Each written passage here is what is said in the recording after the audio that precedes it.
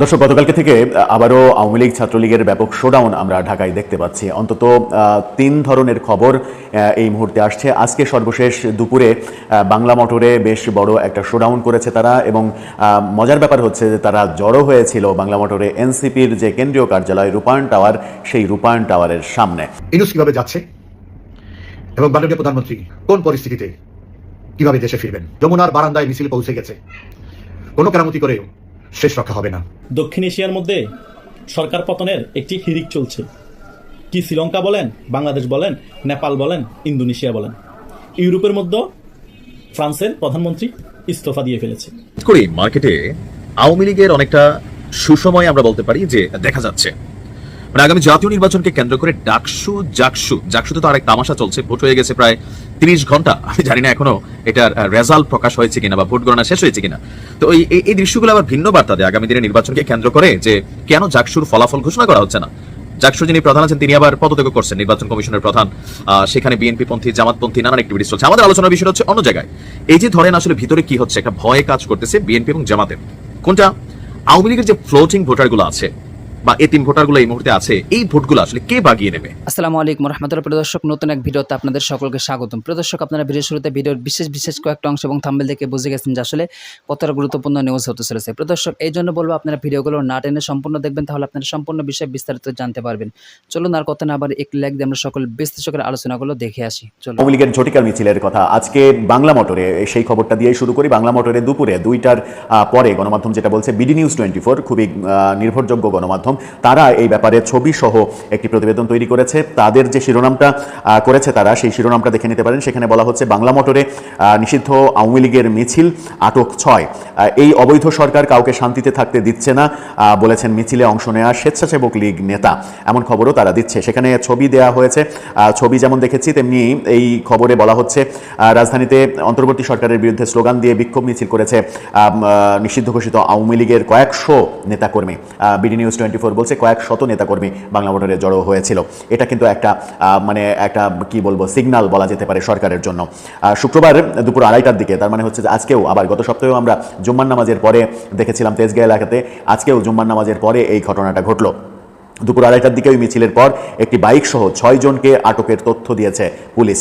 বাংলা মোটরের জাতীয় নাগরিক পার্টির কার্যালয়ের সামনে জড়ো হয়ে, অর্থাৎ এনসিপি কার্যালয়ের সামনে জড়ো হয়েছিল তারা। সেখান থেকে ইন্টারকন্টিনেন্টাল হোটেলের দিকে, অর্থাৎ শাহবাগের দিকে মিছিলটা যায়। সেখানে আওয়ামী লীগের নেতাকর্মী অনুসারীরা অংশগ্রহণ করে। মিছিলে থাকা আওয়ামী লীগ স্বেচ্ছাসেবক লীগের কেন্দ্রীয় এক নেতা বিডি নিউজ 24.com-কে জানিয়েছেন, এই অবৈধ সরকার কাউকে শান্তিতে থাকতে দিচ্ছে না। জননেত্রী শেখ হাসিনা সহ সারা দেশে আওয়ামী লীগের নেতাকর্মীদের মিথ্যা মামলা দিয়ে হয়রানি করছে, এর প্রতিবাদে আমরা মিছিল করেছি। তিনি আরও বলেছেন, আমরা দুপুর 2টার পর থেকে বাংলা মোটর মোড়ে লোকজন নিয়ে জড়ো হতে থাকি। 2:30টার দিকে ইন্টারকন্টিনেন্টাল হোটেলের রাস্তা ধরে মিছিল নিয়ে যায়। আমাদের মিছিল থেকে আশেপাশের লোকজনও মিছিলে যোগ দিয়েছে। পুরাতন এলিফ্যান্ট রোডের বোরাক টাওয়ারের এক কর্মচারী বিডি নিউজকে বলেছেন, হঠাৎ দেখি 1000 খানেক লোক শেখ হাসিনা স্লোগান দিচ্ছে, জয় বাংলা স্লোগান দিয়ে বাংলা মোটর থেকে বোরাক টাওয়ারের দিকে যাচ্ছে। মিছিলে শেখ হাসিনা আসবে, বাংলাদেশ আসবে, জয় বাংলা, জয় বঙ্গবন্ধু, হটাও ইউনূস, বাঁচাও দেশ, এরকম স্লোগান দিতে দেখা গেছে। ডিএমপির রমনা বিভাগের উপ পুলিশ কমিশনার মাসুদ আলম তিনি বলেছেন, বাংলা মোটর থেকে আওয়ামী লীগের লোকজন মিছিল নিয়ে আসছিল, পুলিশ একটি বাইক সহ 6 জনকে আটক করেছে। এই মিছিলের একটা ভিডিও চিত্র আমরা দেখেছি খবরের কাগজের সৌজন্যে। খবরের কাগজ, দৈনিক খবরের কাগজ, তাদের একটি ভিডিও প্রতিবেদন দেখেছি। সেই ভিডিওতে দেখা যাচ্ছে যে একজন পুলিশ ব্যানার নিয়ে টানাটানি করছে, ব্যানার কেড়ে নেওয়ার চেষ্টা করছে, তারপরে আরেকজনকে ধরার চেষ্টা করছে। কিন্তু সেখানে মিছিলের একাংশ দেখা গেলেও পুলিশের উপস্থিতি ওই একজনকেই দেখা গেছে। পুলিশ নিজেও হেলমেট পরিহিত অবস্থায় ছিলেন। তার মানে পুলিশ সেই সময়, একজন পুলিশের পক্ষে তাদেরকে আটক করা কিংবা তাদেরকে থামানো সম্ভব হয়নি। এরকম দৃশ্য দেখেছি।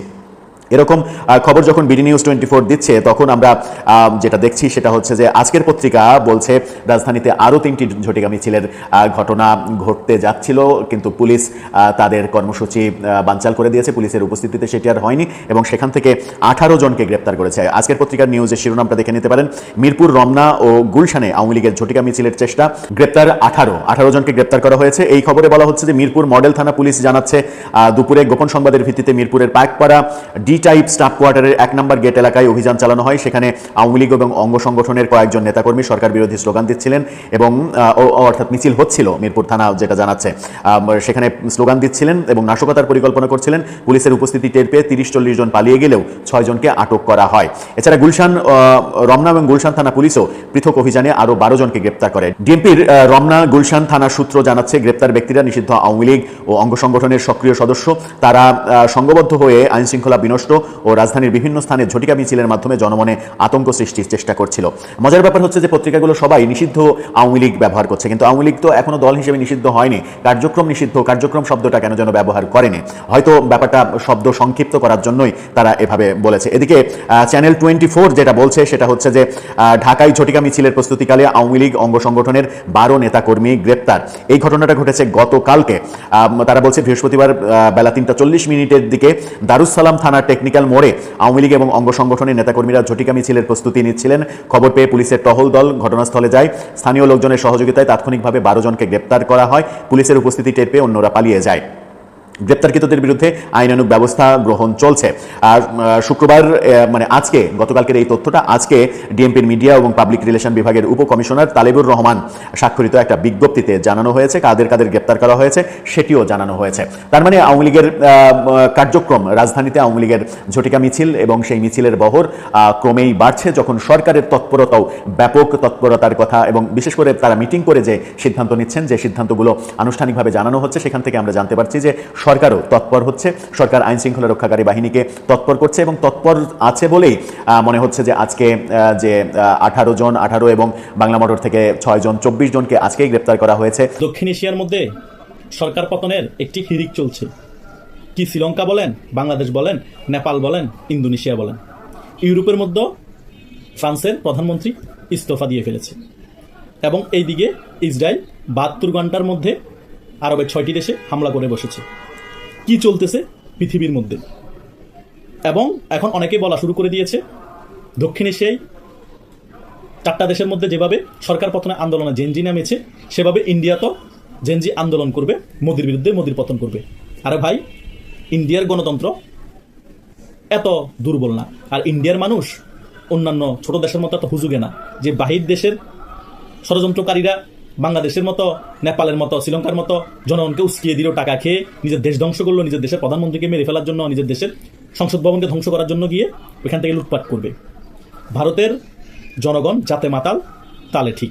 দেশের ক্ষেত্রে তারা সকলেই একই প্ল্যাটফর্মে, কিন্তু দেশের মধ্যে কোনো ধরনের রাজনৈতিক কারণ তারা যদি বিরোধিতা করতে হয় সেটা তারা 100% করবে। এখন ভারতের যে পরিস্থিতি দেখা যাচ্ছে, ভারতের দেওয়ালে পিঠ থেকে গিয়েছে।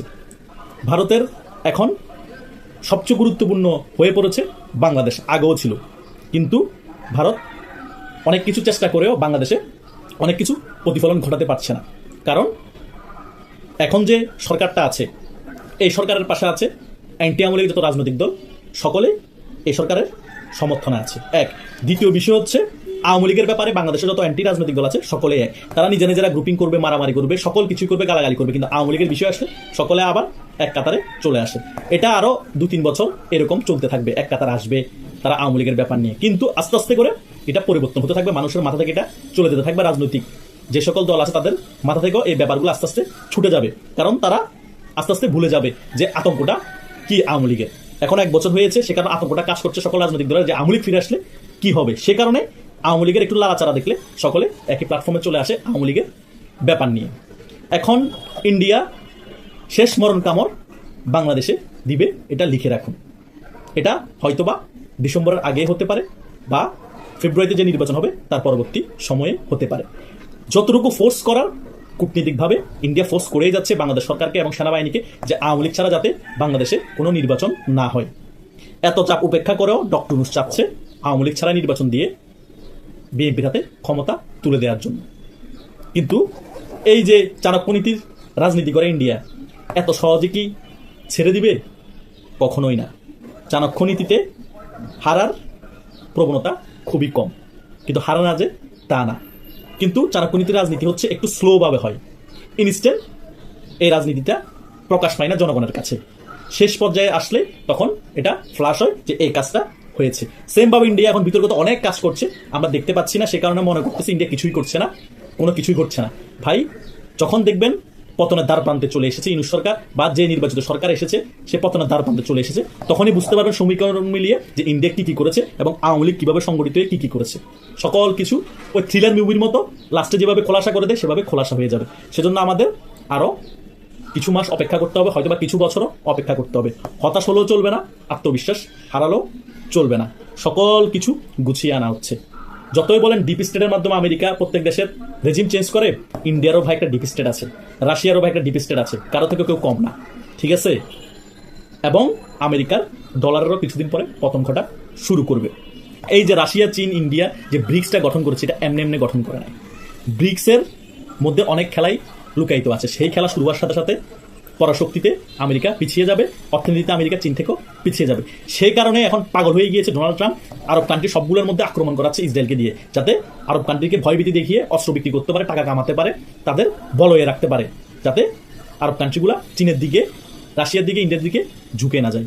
বুঝতে পেরেছেন? চীনকেও অনেক ট্যারিফ দিয়ে শুল্ক বাড়িয়ে, ভারতকে ট্যারিফ দিয়ে শুল্ক বাড়িয়ে অনেক চেষ্টা করেছে যে দমিয়ে রাখতে, কিন্তু তারা বড় দেশ হওয়ার কারণে, শক্তিশালী দেশ হওয়ার কারণে তোমাকে খাইলাম না একটা ভাব দেখিয়ে আমেরিকার সাথে ডাইরেক্ট চোখে চোখ রেখে কথা বলছে। কিন্তু আরব কান্ট্রিগুলো তো খেজুর খাওয়া মুসলমান, তারা নারী, মদ এগুলো নিয়ে ব্যস্ত থাকে, তাদের ক্ষমতা দরকার, এই জন্য তাদেরকে একটু আক্রমণ করে ভয় দেখিয়ে দিয়েছে যে তোমরা ওদের মতো আমার সাথে চোখ রাঙাতে আসো না, ওদের বলয়ে যায়ও না, তাহলে এই পরিস্থিতি হবে, আমার থেকে অস্ত্র কিনো এবং আমাদেরকে তেল দাও। এই হচ্ছে বিশ্বের রাজনৈতিক পরিস্থিতি। কিন্তু এশিয়াটা এখন গুরুত্বপূর্ণ হয়ে গিয়েছে, কারণ এশিয়ার মধ্যে একটা আন্দোলন চলতেছে জেনজিদের প্রত্যেকটা দেশে। জেনজিদেরকে ব্রেনওয়াশ করে দেওয়া হচ্ছে বিভিন্ন র্যাপারদের মাধ্যমে, বিভিন্ন মিডিয়া লোকদের মাধ্যমে তাদেরকে কিনে ফেলা হচ্ছে, ইনফ্লুয়েন্সারদেরকে কিনে ফেলা হচ্ছে, তাদেরকে ব্রেনওয়াশ করে যে সরকার থাকে তার বিরুদ্ধে নামিয়ে দেওয়া হচ্ছে, তাদেরকে একটা ট্রেন্ডে পরিণত করা হচ্ছে।